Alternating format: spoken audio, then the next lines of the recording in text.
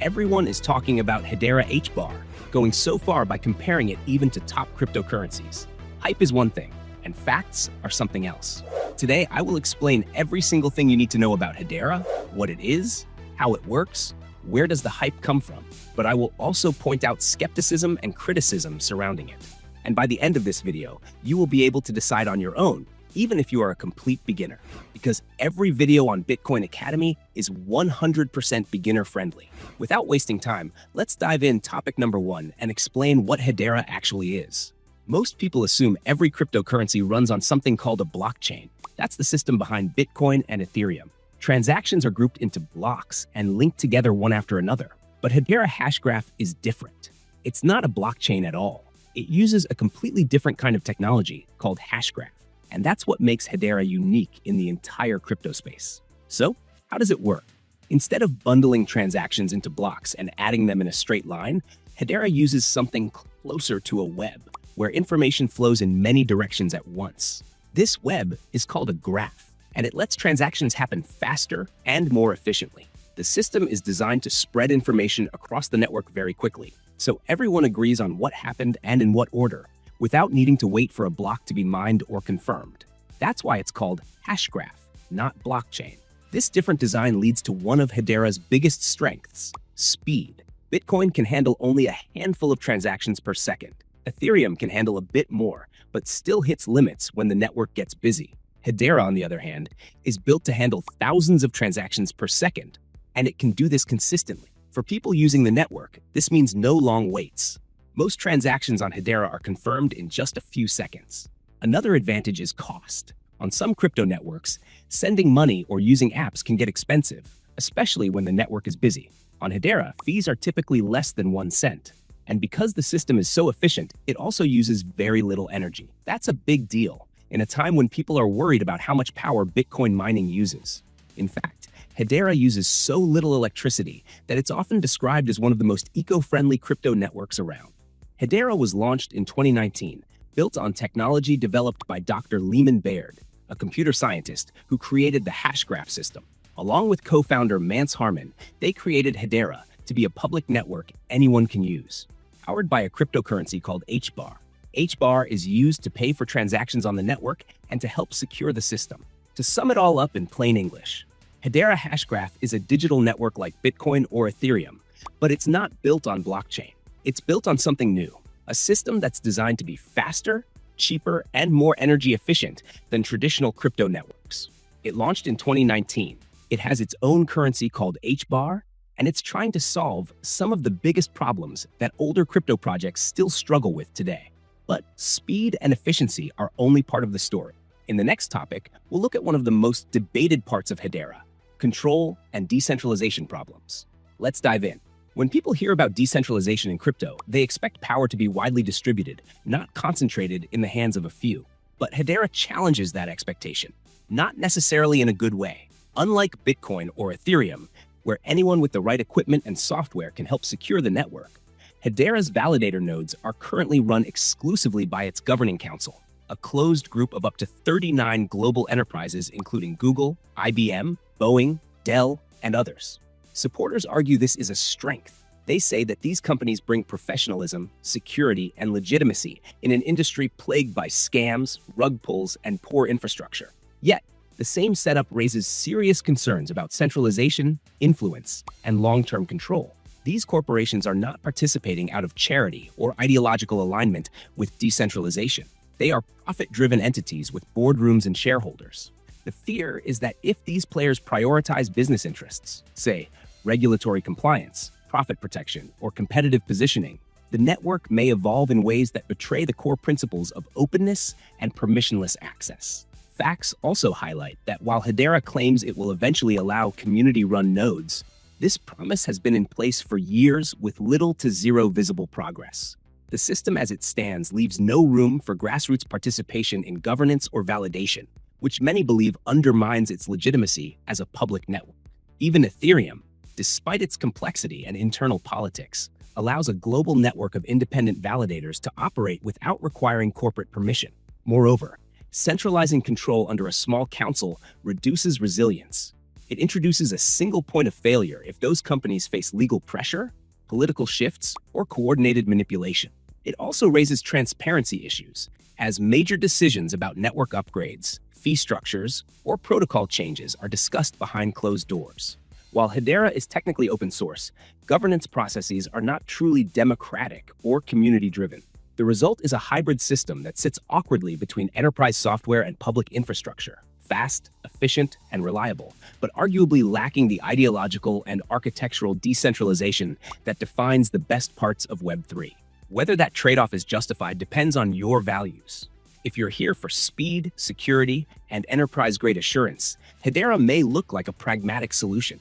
But if you're looking for a trustless, censorship-resistant, user-empowered system, the kind that can survive without corporate blessing, then Hedera's model raises more red flags than confidence. As of now, it remains unclear whether the council structure is a stepping stone toward broader decentralization or a permanent gatekeeping mechanism that locks out the very ethos that made crypto revolutionary in the first place. Okay, now that we covered some basics, let's see what is HBAR actually used for. HBAR, the native cryptocurrency of the Hedera network, plays a central role in powering its services. But what exactly does that mean in practical terms? At its core, HBAR is used to pay for operations on the Hedera Hashgraph network. That includes basic transaction fees when someone sends value from one wallet to another, but it also covers costs associated with accessing network-level services like creating accounts, managing tokens, or storing data temporarily. The Hedera platform supports three main services: the Hedera Consensus Service (HCS), the Hedera Token Service (HTS), and the Hedera File Service. And each of these relies on HBAR as the payment mechanism. For example, when a user wants to transfer a token created on Hedera or log a timestamped event using the Consensus Service, they pay a small fee in HBAR. These fees are notably low, typically under a penny, which makes HBAR attractive for use in scenarios like micropayments, recurring transactions, or applications where speed and predictability are important. One of the early narratives around HBAR was its potential to enable things like machine-to-machine payments, pay-per-use content models, or Internet of Things IoT billing systems, all of which require fast, cheap, and scalable infrastructure. While many of those ideas are still conceptual, the network's technical ability to process them efficiently is real, and HBAR is the mechanism that enables them. Beyond paying for services, HBAR also plays a role in securing the network, though currently in a limited fashion. The long-term design includes incentives for node operators who process and validate transactions. They are paid in HBAR, but as of now, only council-approved entities can run these nodes, which limits how broadly that utility is felt. Still, the system is built so that all users rely on HBAR for interacting with the network, whether they are individuals sending digital value or applications automating operations in the background. Even simple actions like account creation or token transfers involve small amounts of HBAR, meaning it functions much like fuel inside the Hedera ecosystem. However, it's important to understand that this utility is largely confined within the Hedera network itself. HBAR is not widely used outside of Hedera. For example, you're not going to use it to pay for groceries or subscribe to Netflix, and its demand is tied directly to how much activity happens within its own system. That's not inherently a weakness, but it does place a ceiling on real-world utility until the network sees broader use. For now, HBAR is best understood not as a general-purpose currency, but as a native utility token that enables users to interact with and pay for the services Hedera offers. Its value, at this stage, is linked more to its function within the protocol than to external adoption, and that distinction is important for anyone trying to evaluate whether HBAR is just a token or truly a digital asset with purpose. Okay, now let's dive a bit deeper in technology, specifically smart contracts, and compare it to the father of smart contracts, which is Ethereum. Smart contracts are the building blocks of decentralized applications, and Ethereum set the standard for how they work. So when we talk about Hedera offering smart contract functionality, the natural question is, how does it actually compare? On a technical level, Hedera does support smart contracts, and it's even compatible with Solidity, the same programming language used on Ethereum. This means developers familiar with Ethereum's ecosystem can theoretically deploy their contracts on Hedera with minimal changes. But this compatibility is only part of the story. Hedera's smart contracts run on something called the Hedera Smart Contract Service, which is layered on top of the EVM, the Ethereum virtual machine. and integrated into the Hashgraph consensus model. This setup promises faster finality and more predictable low-cost execution. In theory, that should make Hedera a more efficient alternative to Ethereum, especially for developers looking to avoid high gas fees and slow confirmation times. However, in practice, Hedera's smart contract system has limitations that set it apart, and not always in a good way.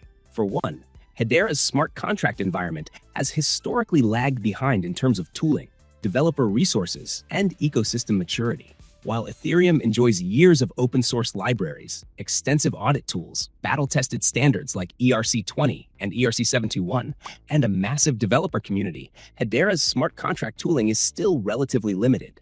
That creates friction for developers trying to build, test, and deploy robust applications. Moreover, Hedera's smart contracts currently don't benefit from the same level of composability or DeFi infrastructure that Ethereum has.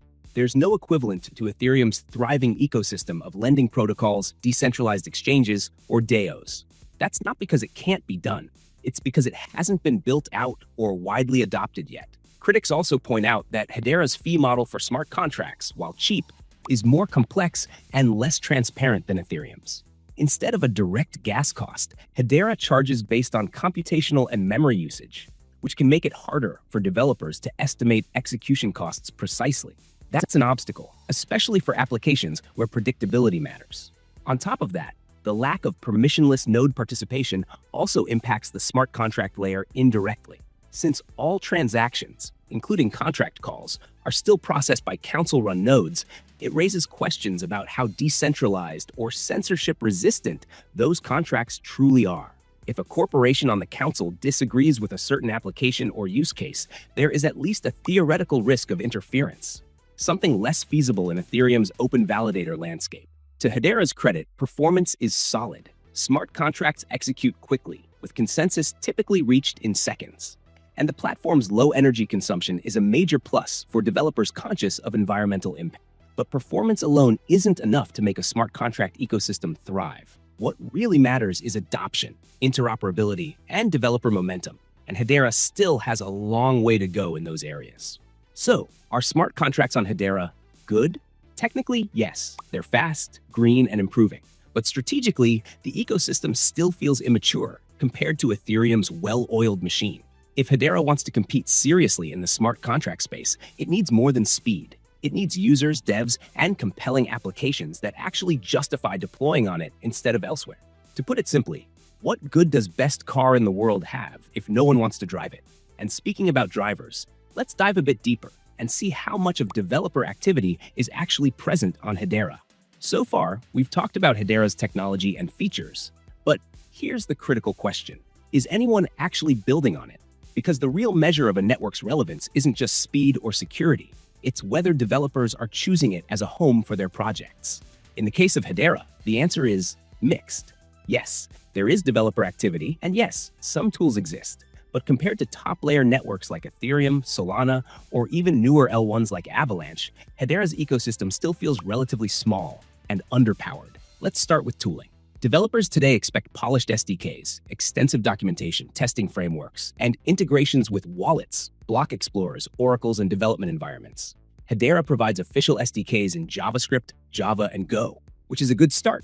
But community feedback often points to the tooling being less mature and sometimes frustrating to work with. Compared to Ethereum's vast open-source library ecosystem and community-driven tooling, like Hardhat, Truffle, Foundry, and countless GitHub repos, Hedera feels more like an enterprise product, polished in parts, but rigid, slower to evolve, and still missing vital ingredients for rapid experimentation. Then there's the size and energy of the developer community. Ethereum hosts tens of thousands of developers globally, with active online forums, local hackathons, and open competition driving innovation. Hedera's dev community is smaller and more fragmented.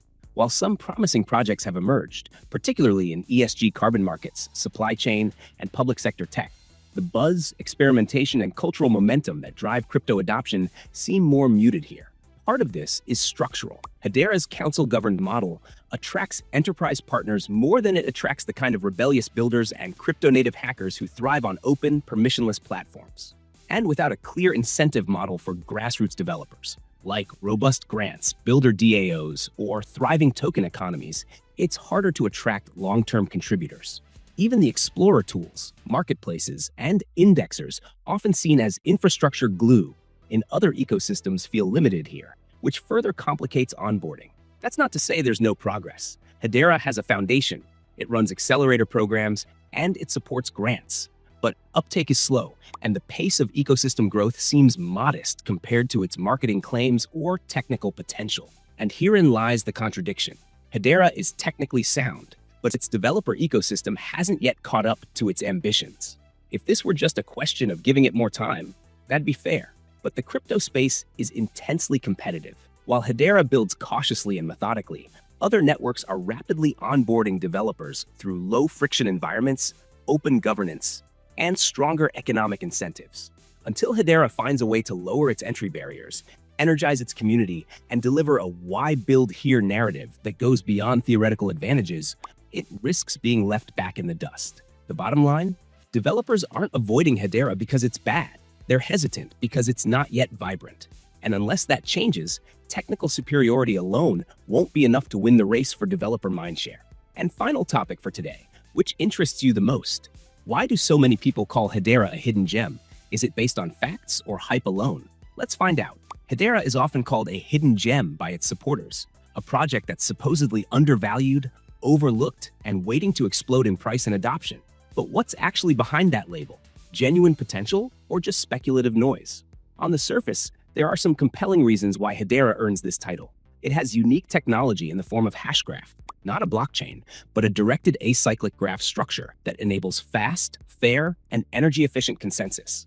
It has enterprise-grade security features and a governing council of globally recognized corporations, names like Google, IBM, Boeing, and LG. It boasts extremely low fees, green energy use, and the capacity to process thousands of transactions per second. For investors tired of Ethereum's gas fees or Bitcoin's slow transaction times, Hedera looks like the polished, scalable solution that just hasn't gone mainstream yet. But the word hidden gem implies that something valuable is being ignored, and this is where skepticism starts to build. If the technology is so advanced and the council so powerful, why isn't HBAR in the top 10 cryptocurrencies? Why isn't it dominating headlines like Solana, Ethereum, or even newer L2 chains? One major reason is visibility, or rather, the lack of it. Despite strong fundamentals, Hedera hasn't cultivated the same kind of passionate grassroots community that drives buzz and adoption in the crypto space. It lacks meme power, influencer hype, and DeFi firestorms. And while the enterprise narrative sounds great in theory, it doesn't spark retail excitement. The project's communication style is often corporate and cautious, great for regulators, not so great for onboarding millions of users. And best comparison would be with XRP, which is a project from a company named Ripple.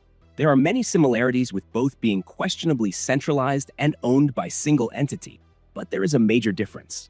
You see, XRP is the main product of Ripple Company, but HBAR is not the main product of any company that owns Hedera.